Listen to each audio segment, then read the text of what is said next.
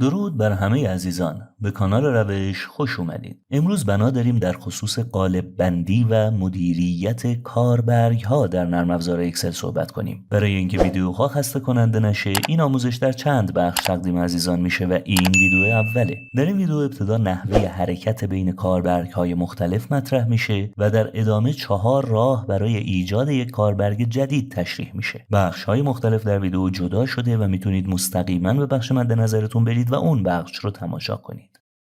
خب من در اینجا یک فایل شامل اطلاعاتی از استانهای کشور رو باز کردم. میدونیم که در اکسل در شرایط عمومی فایل ها با نام ورک بوک اسم گذاری میشن که در فارسی به اونها کارپوشه گفته میشه و هر کارپوشه شامل یک یا چند ورکشیت هست که به اونها کاربرگ گفته میشه. کاربرگ های موجود در فایل در این بخش پایین نمایش داده میشن و در هر لحظه یک کاربرگ فعال ما هست که در صفحه نمایش داده میشه و میتونیم در اون اطلاعات وارد کنیم، ویرایش کنیم و عملیات دیگه انجام بدیم. نام کاربرگ ها به صورت پیشفرض از کلمه شیت به معنی برگه و همراه یک عدد تشکیل میشه. الان کاربرگ فعال ما شیت 1 است که به رنگ زمینه سلول ها نمایش داده میشه و زیر نامش هم یک خط قرار گرفته. در کنار شیت 2 رو داریم. با کلیک بر روی زبانه شیت 2 این کاربرگ فعال میشه و میبینید رنگ اون تغییر میکنه و زیر نامش هم خط قرار میگیره. این کاربرگ الان خالیه و هیچ اطلاعاتی در اون ثبت نشده. همونطور که گفته شد، برای تغییر کاربرگ فعال کافی روی این زبانه حاوی نام کاربرگ کلیک کنیم. همینطور میتونیم از کلیدهای میانبر کنترل پیج آپ و کنترل پیج داون هم برای حرکت بین کاربرگ ها استفاده کنیم. کنترل پیج آپ کاربرگ بعدی رو فعال میکنه و کنترل پیج داون کاربرگ قبلی رو فعال میکنه.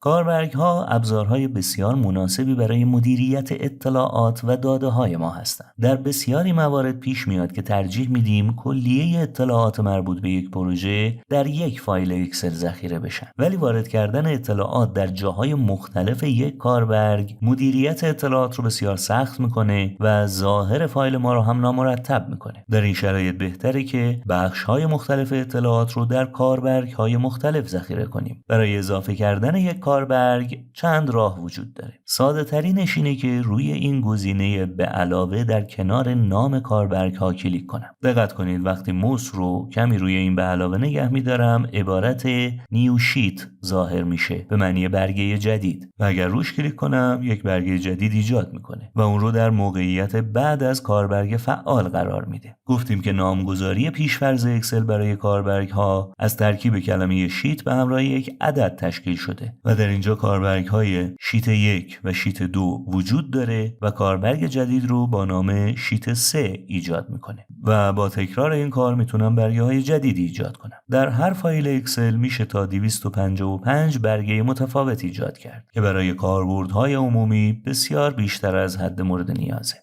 راه دیگر اضافه کردن یک برگه جدید استفاده از کلید میانبر شیفت و F11 هست که برگه جدید رو ایجاد میکنه و اون رو قبل از برگه فعال قرار میده و با تکرار این کار میبینید که برگه های بیشتری اضافه میشن.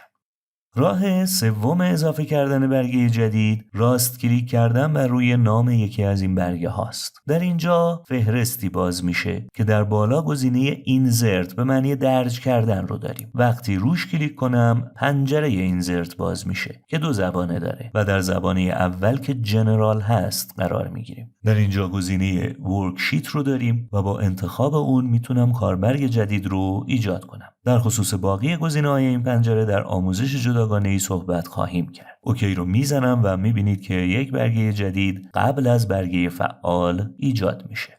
همینطور میتونم از منوهای نرم افزار هم دستور اضافه کردن یک کاربرگ جدید رو اجرا کنم. در زبانه هوم گروه سلز رو داریم و اولین دستور در اینجا اینزرت هست. وقتی روی زبانه این دستور کلیک کنم فهرستی از گزینه ها باز میشه که ابزارهای اضافه کردن سلول، سطر یا ستون در این قسمت قرار دارن. آخرین گزینه اینزرت شیت هست. با انتخاب این گزینه یک کاربرگ جدید ایجاد میکنه و اون رو قبل از کاربرگ فعال قرار میده.